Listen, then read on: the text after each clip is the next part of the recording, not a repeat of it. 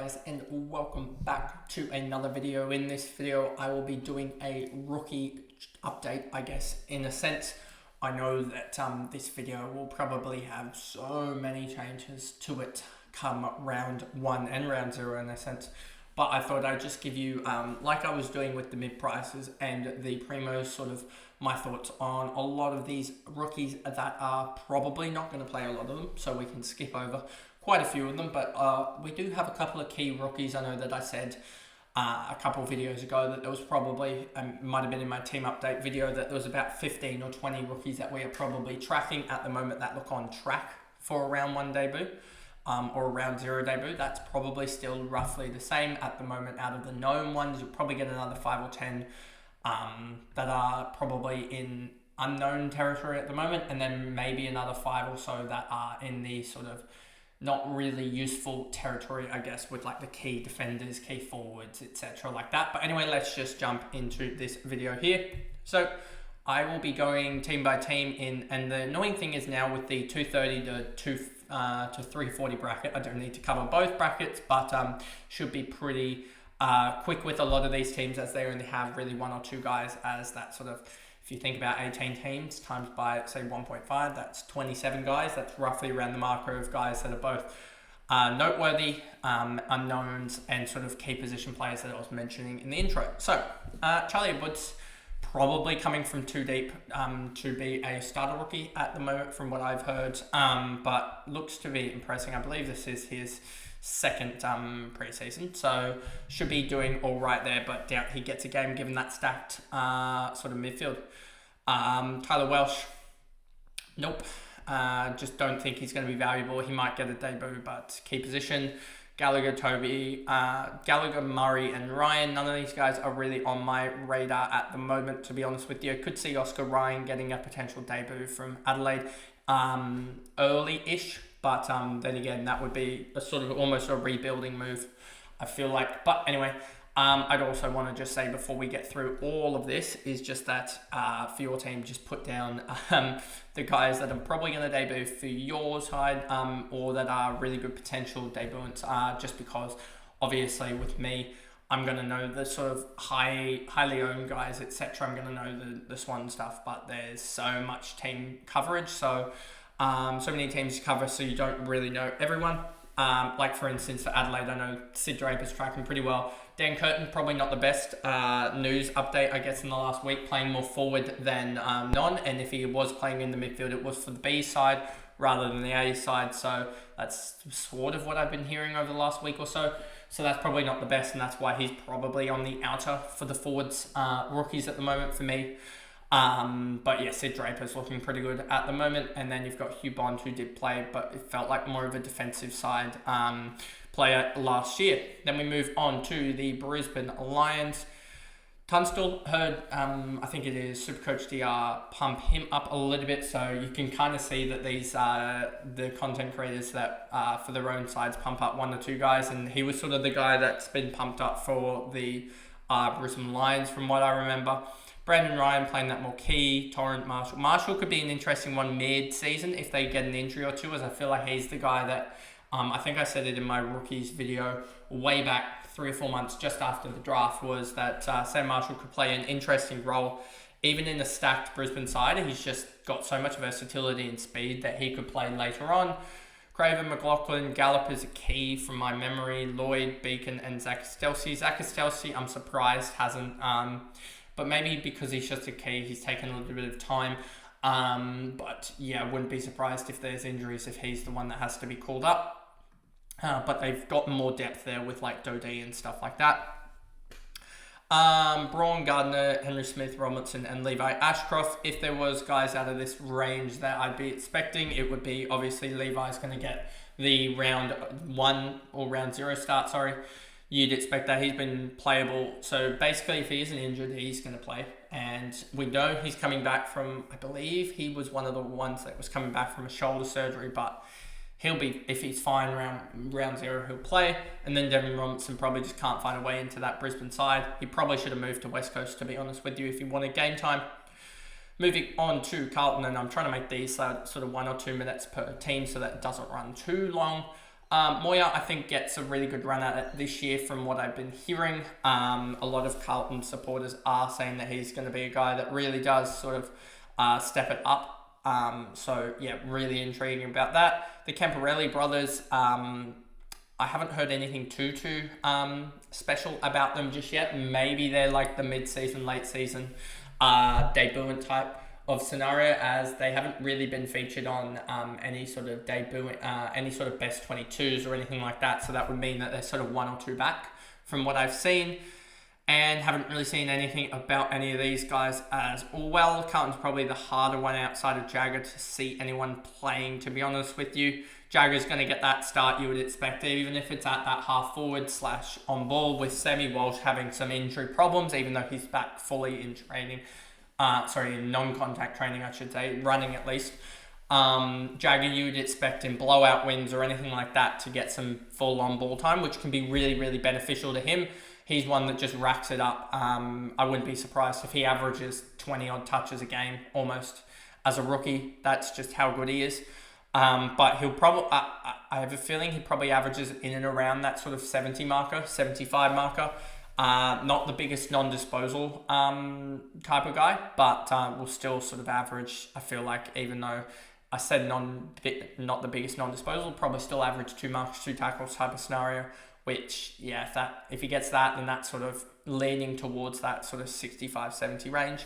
Jackson Binns, he looks like he's just one of the guys that's just getting stuck behind the stacked midfield. A lot of the teams at the moment have a really good midfield, but don't really have other sort of areas down pat. So these sort of on-ballers seem to really, really struggle to get games and just get left in the VFL for quite a while. And Jackson Binns is one of them who, if he gets a start, he'll do pretty well, in my opinion.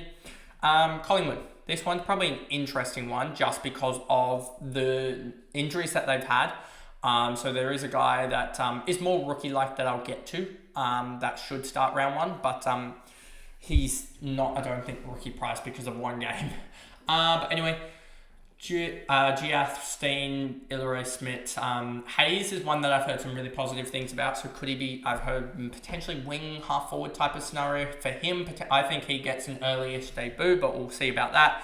Di Mattia, I think, could easily get a debut, especially with Mitchell and now DeGoey, I believe, going down in the last day or two. He could be a really, really intriguing one to get an early debut, especially with that midfield. Getting that double price rise could be really, really beneficial. We know that those rookies in the opening round teams do really well. McGuinness, playing off halfback, he could be very interesting at 324. And then they don't have any top range rookies. And then I just wanted to quickly go to a guy that's probably more mid-price than anything at the moment. But Ed Allen at 437k looks to be a really good sort of lower end mid-pricer pickup, sort of in that sort of nothingness zone, almost, that 430k for that midfield. He looks almost ahead of, I would say he's ahead of Di Mattia anyway. For that spot as well. And I've just remembered as well that you probably should also put the injured guys in the comments as well for your side if they are like the rookie injury guys, because I could have easily just said someone's going to play and they're probably injured at this point. But anyway, moving on to Essendon, and I know that there is one injury that I'll point out. That's Alwyn Davies Jr., I believe, is injured at the moment from memory, as well as there's some other guys that will be potentially injured. I really like Dave Wicks for a late-ish debut anyway. I think that he's a guy that sort of comes in as that medium, smallish forward that could play late on. Sad Al Hurley probably plays early on, although we did mention in the Team Vanilla video yesterday, or at least I was talking about it heavily with other people, that Al Hurley might not get a game because Dylan Shields down back there, and they really like that at the moment. So that would be quite annoying because Al Hurley is sort of a cornerstone to our defensive structures at the moment, given that he's probably 30-40 points unders at the price that he's at like 22.5 average, or priced at. That's 30-40 points unders very, very easily. Johnson is another guy that I really like in terms of fantasy potential, but don't think he gets a debut early. Same sort of position as Al Hurley, I believe, or could be more wing base. Nguyen, Angus Clark as well. Angus Clark was one that was ripping up the track in the trials, but at sort of that sort of undersized tall, I think he is. Undersized key. I think he's 188, 189. Could be wrong. But yeah, he's doing pretty well from what I've heard in terms of the physical side of things. Lewis Hayes, could he finally get a debut? I think it is, or has he? He might have already played, but and not played. No, I don't think he has debuted yet. But yeah, these they have a lot of key defenders that haven't played. And then Jackson Pry's been one that's actually ripping up the track from all reports, and he could get a game at 362. It would be a little bit awkward, but we do get to see him in round 0. And then Kako's another guy that I think plays small forward and could easily average 50-55, which would still be really good value. I just wonder if there's other small forwards or other forward classified players that are rookies that are going to do better than him. But he's definitely one that will get that round 1 or round 0 debut. Going through this even quicker now. Cooper Simpson, a guy that's been racking it up or doing really well for Freo in their games, could see him get a small forward role. And then going down here, Murphy Reed's probably a guy that's been a little bit disappointing in preseason from what I've heard in the track reports. But I expect him to get a game sometime, but maybe one of the later debuts, as they do have a stacked midfield. They've also got, you would think, Matthew Johnson and Neil Erasmus ahead of him. So he's sort of 6th in line for that midfield. So I think he needs 1 or 2 injuries to come into that side. But definitely a highly touted junior. He's just taking his time to bet in at Fremantle. Then we get to the 3 to 399k, and there is no one that I basically need to talk about, as they are keys or they are small forwards. Then we move on to Geelong. Geelong's definitely the interesting one, and I'm going to have to talk about a guy in the 400k range as well who's been touted up heavily. But Ted Closey played a little bit last year, and I feel like he could be an intriguing one if he gets a game, but I don't know if he necessarily will, given how stacked the Geelong midfield is in their forward line anyway. George Stevens, a guy in the draft year that I really liked for Sydney, just in the latter half, really tall, really bulked midfielder, and just hard to see him get a game with Bailey Smith now coming in and playing on ball. And then I wouldn't be surprised if one of their forwards just turns out to be a running halfback or something dumb like that, because that's the way that Geelong do it. But one of these 230k guys is probably going to start for Geelong late on in the year. Then 300k range, you got Connor O'Sullivan. Expect him to get some games, especially if SDK is in the ruck, which is a potential we've seen in the last day or two at Geelong practice, which would allow Connor O'Sullivan to get games, but don't expect him to be value. And then the last guy here is Mitch Nevitt. That's been talked about heavily. I even have him the first starred player, favoured player for the fantasy season in 2025. He's a guy that I really sort of cottoned on to in the last sort of 12 months or so, that a guy that could break out. And I think this is the year that he does it. He's 22 years old. I don't know how tall he is, but I have a feeling he's pretty tall from memory. 193 centimetre on baller is always going to help, I feel like. So yeah, he's a guy that has been touted up by some content creators and Geelong Cats itself, their official social media. So he's a guy that just to be in that sort of range is Ed Allen as well. Sort of that M6 range potential. He is one of the guys that I'm intrigued about from Geelong, especially in their sort of rookie range. Getting to Gold Coast, them having the early round bye is really annoying, because it kind of negates any of their sort of rookies. Especially, I mean, none of these 200k guys are really going to play, I don't think, just looking at them. And then you've got Leo Lombard, 316k, probably have to go against him just because of the stacked midfield, alongside the fact that they have that round 2 bye, which means that he only gets what's that one price rise, which is the double price rise. So he's not really that he's not really going to be that impactful, I don't think, cash gen wise, given that he's on par with those with the the normal players in terms of the normal round 1 teams so early in the season in terms of cash rise. So that's why I'd say no to him, unless he goes like 100 or something in the opening round, and then you go, well, got to have him because he's just going to rock it up in price. Then we get to GWS. GWS is a team that, with all their, I'm probably going to forget someone that's suspended, so please just put it down in the comments here. Connor Stone, definitely a guy that I'm intrigued about. I'm pretty sure he's been him and James Leake have been sort of touted as the Perryman and also coming replacements. I feel like they've done their time in the VFL, and Connor Stone's 22. He re-signed a contract last year which sort of is a confirmation that they have a role for him, I feel like, rather than just as I believe it was like a 2 or 3 year contract extension. Connor Stone contract extension. I want to say it was 2 years. 2 years in October 2024 puts him to the end of 2026. So he's locked in for 2 years, and that sort of solidifies to me that there's a role there, because at 22, performing in the VFL that he was, I feel like there's definitely a role for him there. So he's around 0 watch and opening round watch. Madden Smith, they're going to have to wait. Jack O could be an interesting one, given how depleted the GWS midfield is at the moment now, having lost coming in at Peatling and Perryman. There's just a massive shout for someone to come through, and that could easily be any one of these. I think O was probably the best one to give a shout to. James Leake was kind of touted as a undersized, or sort of a medium undersized tall, in a way, defender. And I feel like he's now going to play that sort of midfield role. He's sort of been he's in this draft profile, it said utility. So I feel like that's a guy that could easily play off that rolling halfback or sort of wing role for GWS quite easily. So I have a feeling he gets games early. Hannaford and Angrove, we know what the GWS like to do with their rolling brigade of small forwards. We know about Darcy Jones and how he played, and how is it Ollie Thomas? No, it's not Ollie Thomas. It is 400k region. Harvey Thomas. Sorry, not Ollie Thomas. Harvey Thomas played throughout the whole year. That's a massive stuff up by me. But how their small forward brigade, they usually run 3 or 4 smalls. So really, really intriguing to see how that plays out.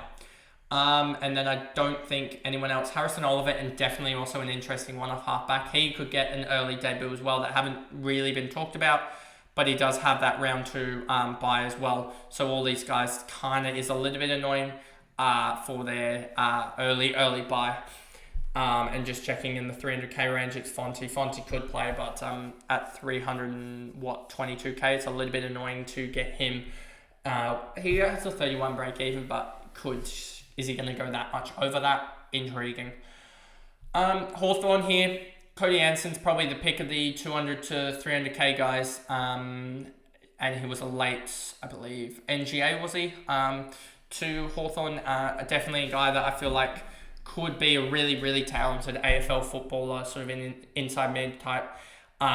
Just it's hard to see him break into that Hawthorn midfield with them having guys like, even at this point now, Cam McKenzie, Josh Ward, guys like that on the sideline, or not on the sideline I should say, but on the outer of that midfield mix. And then in the 300 to 399k bracket, I don't see anyone really, as they've all played games here. There's no one really outside of the Bailey. McDonald, who played one game, I think 2 years ago or something like that, or a year ago, not in 2023, I should say, and is still basing his average off that, or his price point off that. Then we get to the Melbourne Demons, and you have Keenan Brown as well, a guy at 230k now. Definitely an intriguing prospect to see if he can get games, especially with the sub-rule still being there, and that's the reason why he's priced at min. But it's just intriguing to see if he will get games, given the Melbourne midfield is pretty strong at the moment. Petrarca, Oliver, Langford, Viney, etc. Rivers as well in there. So that's already, what did I name?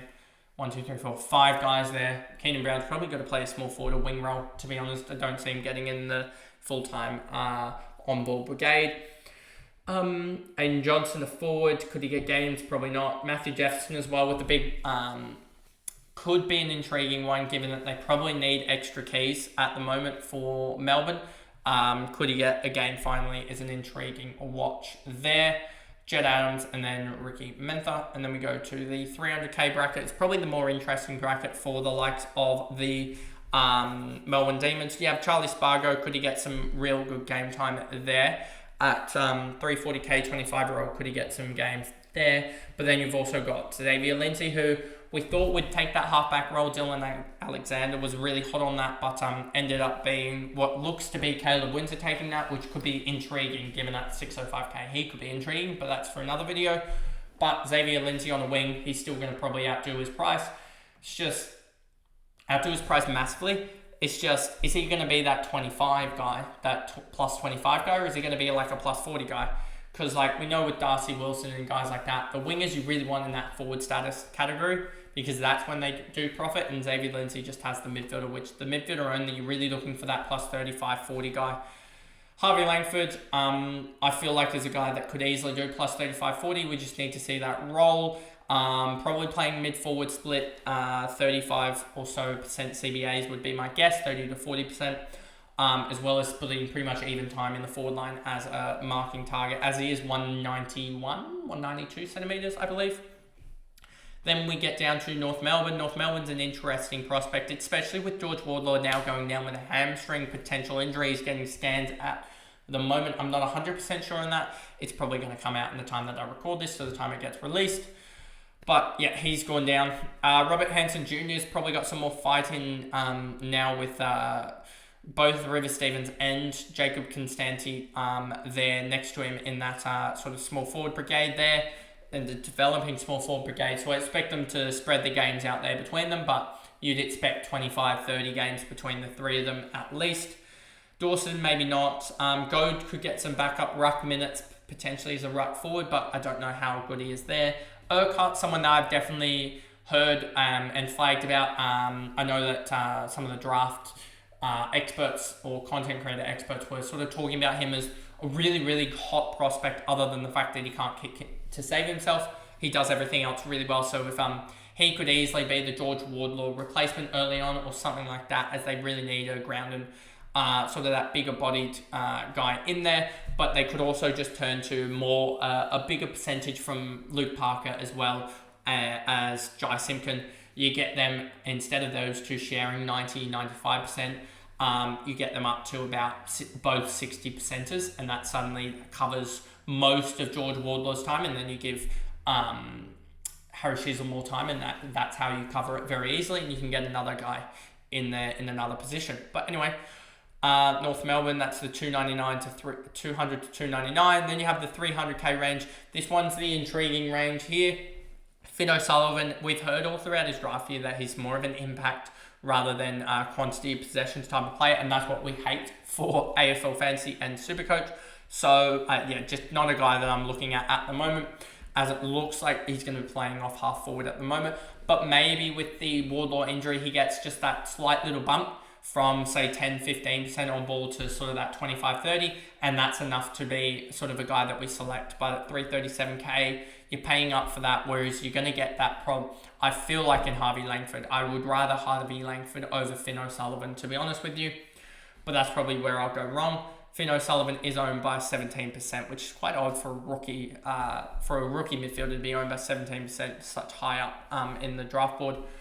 Hardiman is another guy that I've been hot on, and as he could easily get that role, depending between him and Gota at halfback. I feel like Colby McKercher should be more wing-based. I feel like as he transitioned, Colby McKercher could also get that on-ball role, more so with George Wardlaw out. I almost decided to do today a video on this whole topic of North Melbourne's midfield with George Wardlaw potentially going down and trying to work out who's best suited for that, but I feel like that's more of a North Melbourne video. Zane Dersma has been playing more high half forward. I would feel like more up the ground. Maybe it was a winger role that I heard from him potentially, but we'll have to wait and see on that front, as I'd have to go to the North Melbourne training sort of notes as well after that. But yeah, Wardlaw definitely, we know, went straight to the rooms, reported hamstring. There's already been media conferences about that. You've got Cherry Mayman, Zach Fisher across half back. Jai Simpkin plenty in the mid-time, but for the Bs, but will play that role, I feel like, for the A's as well. And Zane Dersman, did I hear that? Forward playing an outside mid role. So that sort of feels like that forward that comes up to the stoppage and plays that outside mid, maybe even a little bit of wing, it feels like for him, as he does have the agility to do that. Moving on, we have just a couple more here. Port Adelaide, it's really awkward. They don't have like anyone that I really like other than Joe Berry, who's still even on the outer, given that he basically plays the same role as Kako. Christian Moraes, I thought could get an early debut, but they don't really have any outside guys that are that are injured at the moment in Moraes' position, so hard to see him get a debut early from what I've heard. Hugh Jackson and Will Lorenz will be interesting to see if any of those guys, the older guys, get a debut. And then, we're just basically talking about Joe Berry. Jack Whitlock won't matter. Key forward or defender? I get confused between the brothers there. He could probably play both, to be honest with you.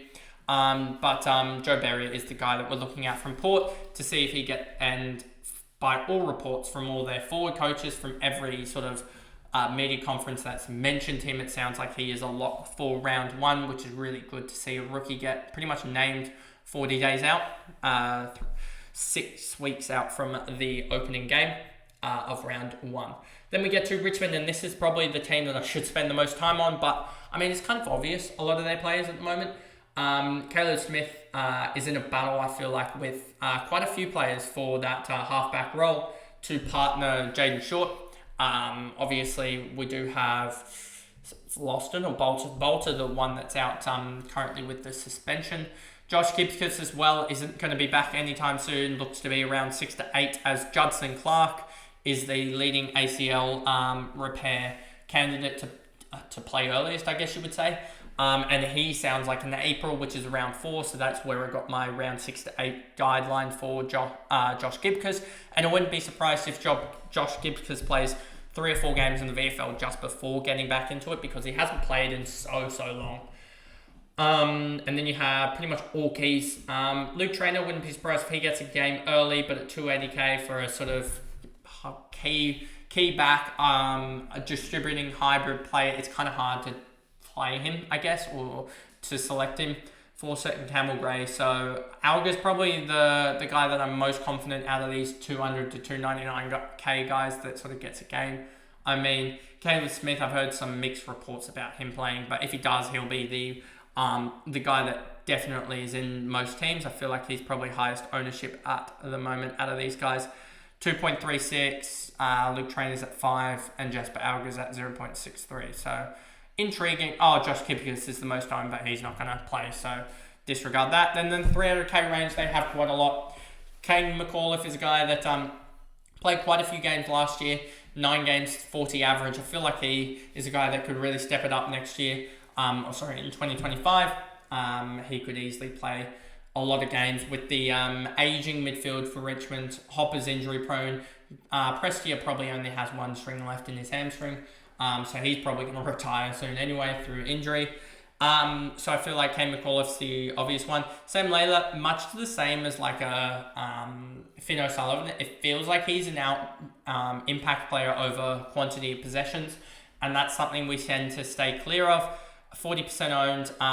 I'll have to look at his sort of preseason and really sort of look at if he's very possession based or and talk to some other people about that. But that's the initial reports I've sort of heard about him and playing more of a forward role. Josh Smiley was in my side, but he's currently in it, but he's going to be changed out soon. I'm not really actively going through and just seeing like a report and going, got to change that guy out immediately.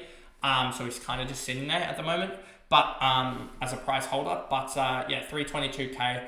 Sounds like he's got a slight little setback. It might have been a hamstring, not 100% sure, but I know it was an injury setback, so probably not going to debut early, or might be a struggle. So probably switch that over to a like Harvey Langford at this point. Taj Houghton as well. He's going to be a really good prospect when he does debut, but given that he was sort of, I feel like, grouped in the same group as the Gibcus and Judson Clark, he's probably not going to get a game early and could be that mid-season guy. At 307k, could be that guy that you just downgrade to get that extra cash, maybe in the buys or something like that. Then we go on to St Kilda. Here's another intriguing one as well. Max Heath is just sort of sitting there for me at the moment, as he's there from the rookie side, from Team Vanilla. He will be changed to Harrison Boyd awfully quick.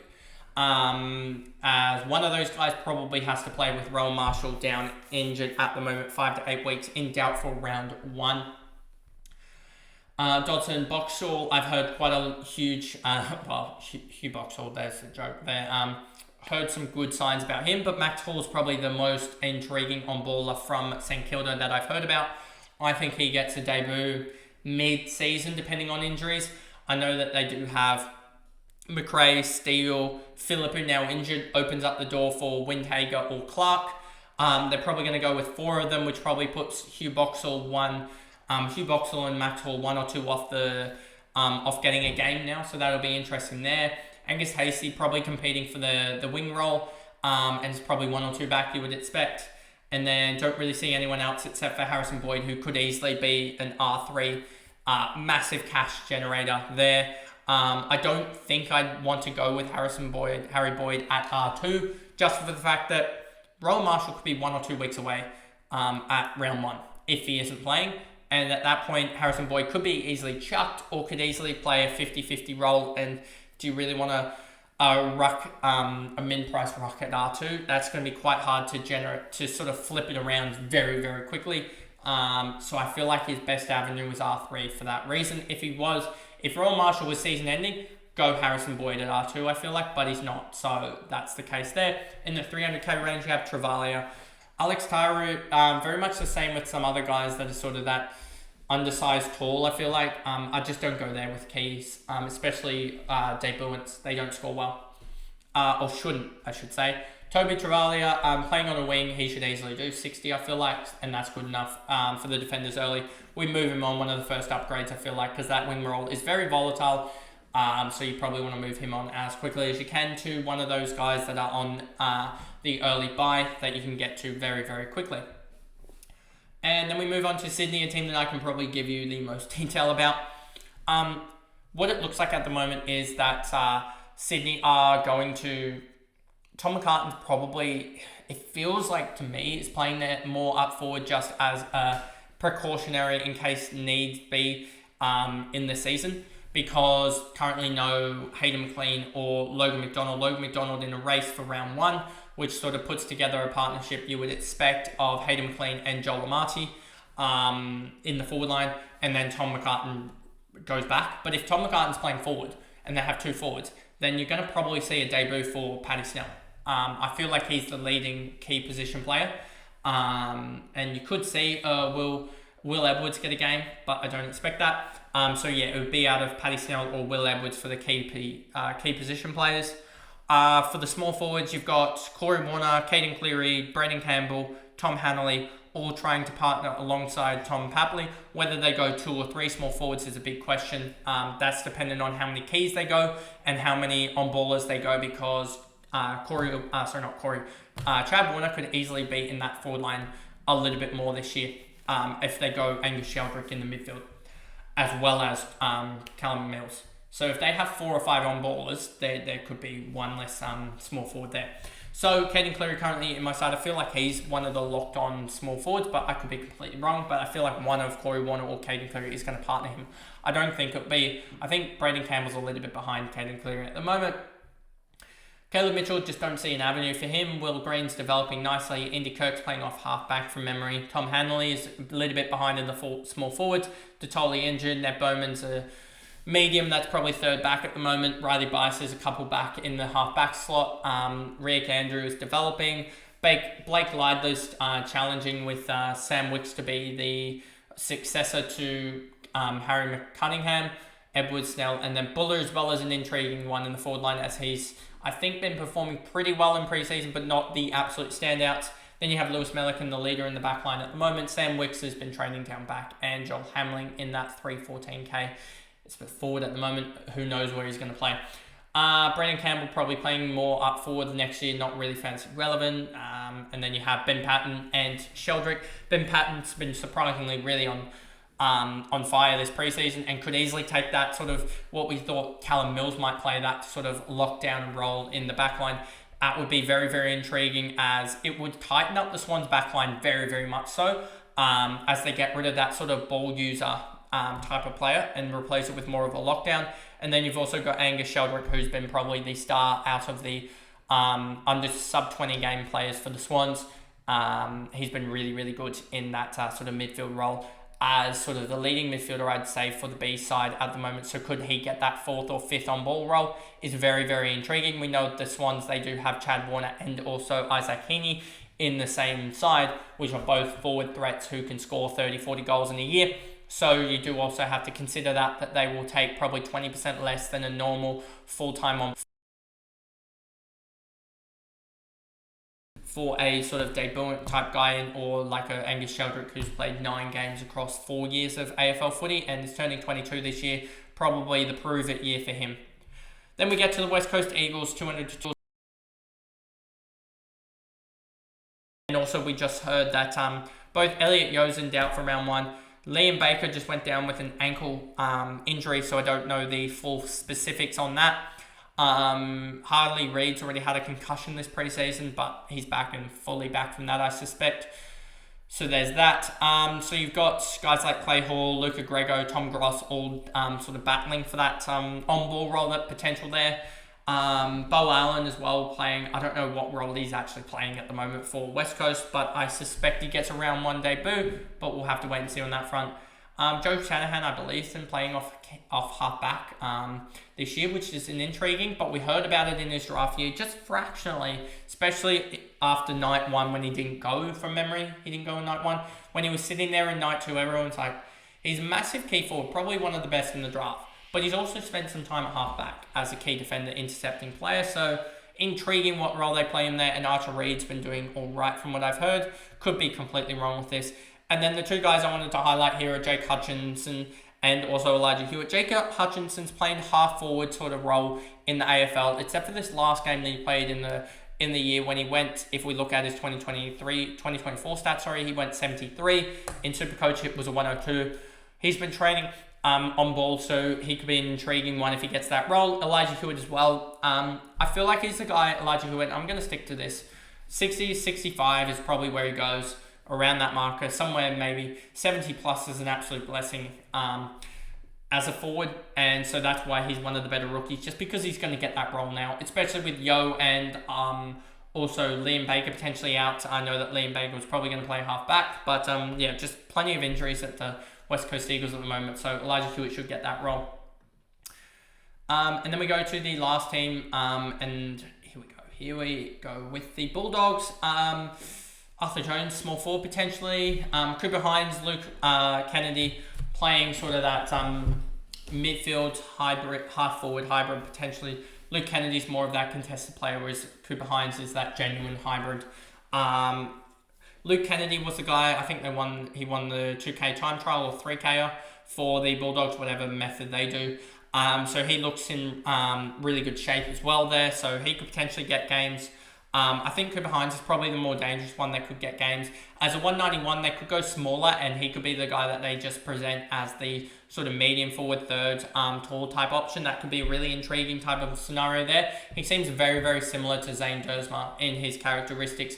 Zane Dersma is probably the more forward type of style player, but Cooper Hines can, and Cooper Hines more midfield based, but they can sort of interswap there, as they are sort of very much the same player. Guys for early debuts, probably Sam Davidson, given the Jamara Eagle-Hagan as well as Tim English, even though Tim English injury, I should say, and Jamara Eagle-Hagan personal reasons, I believe. So intriguing there. They probably need an extra tall, and that's why Sam Davidson and Jordan Croft are the 2 that I would suspect. Potentially also Rory Love goes forward, even though Rory Love was really good down back. And that would open up for Jed Buslinger, who's waited his damn time. But I feel like this is a year for Jed, as he is a really, really talented fullback, I should say, in the VFL. In the 300k range, there is absolutely no one, and I'm just going to check the 400k range, there's no one as well. So that is all of the rookies, a very, very long video, 39 minutes going through them all, but I thought that was probably what was due at the moment. Obviously, if you've gotten to the end of this video, thank you so much for watching through. Also, as I just wanted to put another reminder out, for everyone that's watching, obviously you would have a favorite side that you're tracking a lot more. Please put their injuries, especially their rookies, everything rookie related, in the comments below. Smash the comments out, smash the like button as well, smash the subscribe button, everything as well there. Just loving your support. Remember the notification bell. If you are listening on Spotify, give me a like and a rating over there.